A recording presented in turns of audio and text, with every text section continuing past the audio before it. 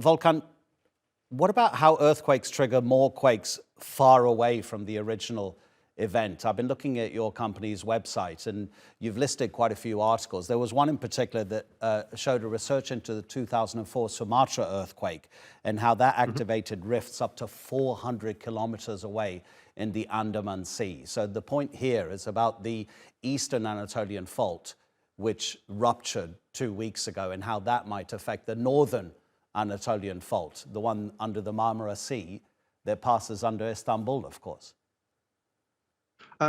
It doesn't pass under Istanbul, but it goes through the Marmara Sea, and its potential might impact Istanbul. There are two different scales. In Sumatra case, it was a magnitude 9.2 earthquake, which is 100 times larger than magnitude 7. And the deformation zone and stresses from that earthquake was huge, so huge that it actually shut down one part of faulting, which is like 400 kilometers away, for about 5 years, and activated another type of faulting for 5 years, and you start seeing a lot of earthquakes there in Sumatra case. But I think making that assertion today for North Anatolian fault might be a very big stretch. So I don't think that is the case for this location.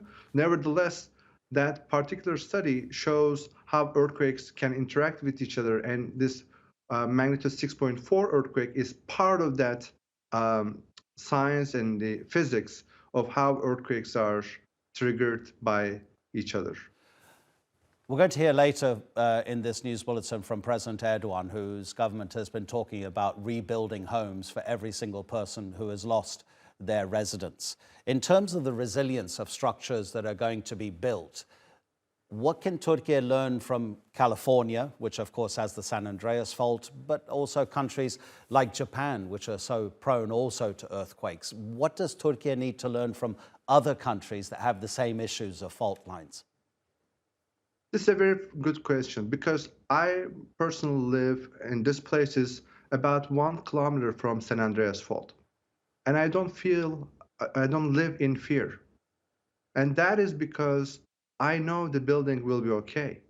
It might be damaged, but most likely, if I go under the table to avoid any kind of light fixtures or some stucco to fall over my head, if I'm secured from that, I'll be okay.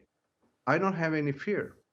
I think we need to get this kind of comfort in Turkey, and that is only possible if the building codes are enforced.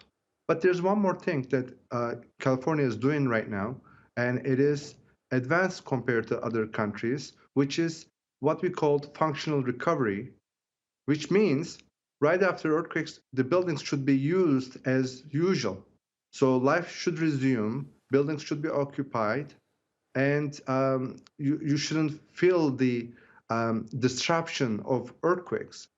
And that is actually accomplished in some sense in some of the structures in Turkey, such as metropolitan hospitals.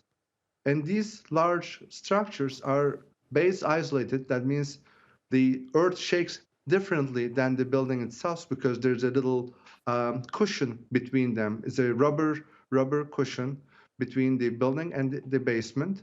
So it actually transfers less of the shaking to the building, which was people were able to operate in those hospitals even during and after the earthquake. So we know what we need to do. We just need to spread the same idea to all buildings, because no one will return to those cities or start living calmly and safely unless they're 100% sure their buildings are not only life safety standards, but also the functional recovery standards, which assures the financial safety and no damage expected for those buildings.